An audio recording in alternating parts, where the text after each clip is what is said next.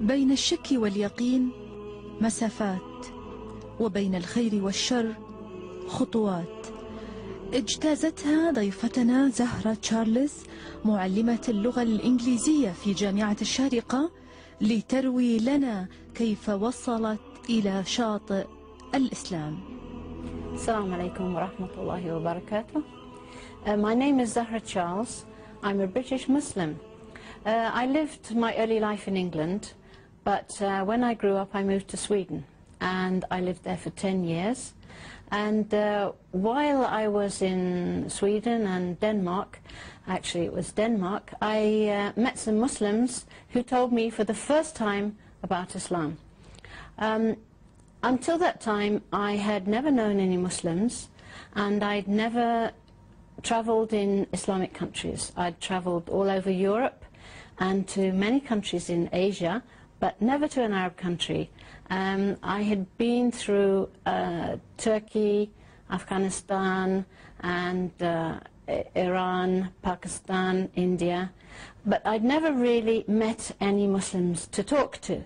So my ignorance was complete about Islam. Actually, I didn't know anything at all.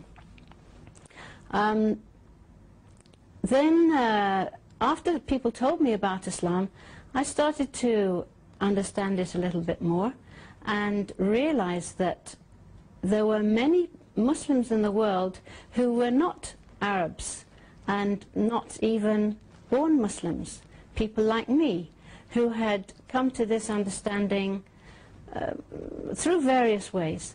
And I was happy to see that Islam was a universal religion.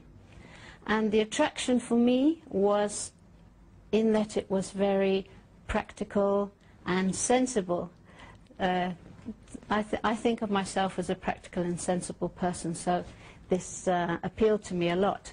And as I learned more about Islam, I found that Allah subhanahu wa ta'ala has created this religion for us, and it's not just good for us personally, but it's good for our society and good for the world if we try to follow it in the best way.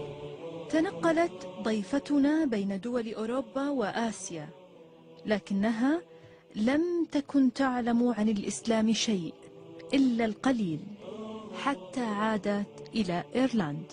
So before I accepted Islam, I lived in Sweden for 10 years and in Denmark for 1 year. And I found the people there to be very, very nice people, but not at all interested in religion. And I think my religion was the same as theirs: complete materialism, hedonism, eat, drink and be merry, for tomorrow we may die. And basically there weren't any moral laws to live after, and I think the people were searching for that as I was searching for that. As I said, I traveled for a long time in India, and I was looking for something which was spiritually satisfying, whereas the background that I came from, at any rate in Sweden, I found was spiritually dead. When I accepted Islam, it was actually in Ireland, and the Muslims found us out, found my family, told us about Islam, and we really responded to that because it was just seemed to be the right thing. That Allah subhanahu wa ta'ala blessed us with the guidance, the hidayah, at the right time when we could be receptive to that. And my family didn't seem to mind too much. I think because they could see that I was happy, firstly, and secondly, I was living a good life, better than I had been before. I was happier than before. So my parents and my brother, they weren't too worried about that, although they were Christians themselves. وأشرقت شمس الإسلام على ضيفتنا، والتي ستشرق على كل باحث عن الحقيقة. People in England, where I lived also for a time as a Muslim, I think it depends a lot on the area where you live.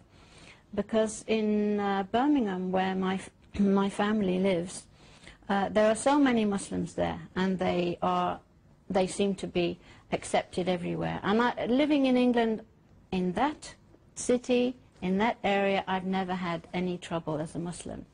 And I found people invariably polite and respectful, and I think in general the English people, or British people should I say, are very tolerant of Muslims as far as I know.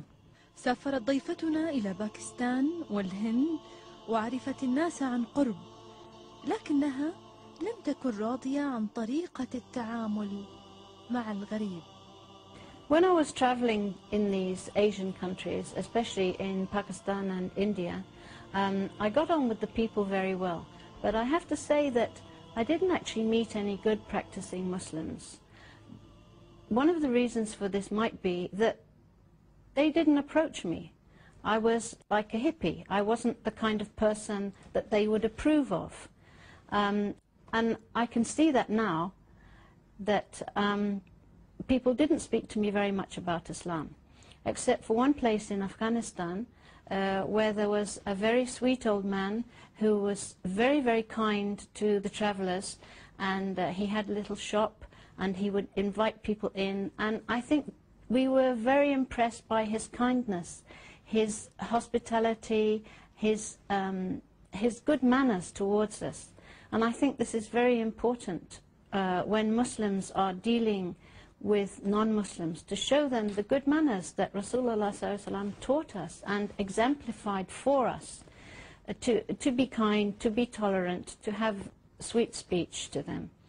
And I remember being very fond of that old man and respecting him very much, although he didn't actually give us dawah.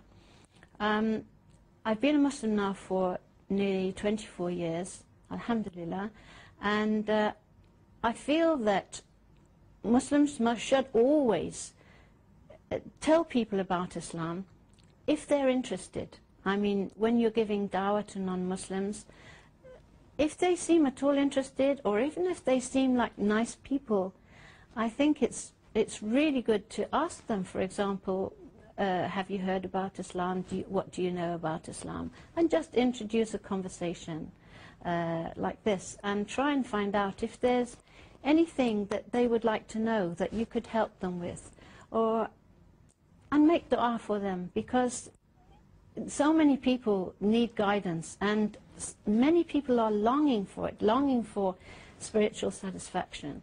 And this has been one of the things that I found made me most happy in Islam, that you have a spiritual satisfaction, that you know what Allah subhanahu wa ta'ala has written down as a good way to live, and you follow that, then you feel some satisfaction. You hope that you are pleasing Allah, and you try to please Him, and make this your aim in life is to please Allah. جاء إسلام زهرة بعد يقين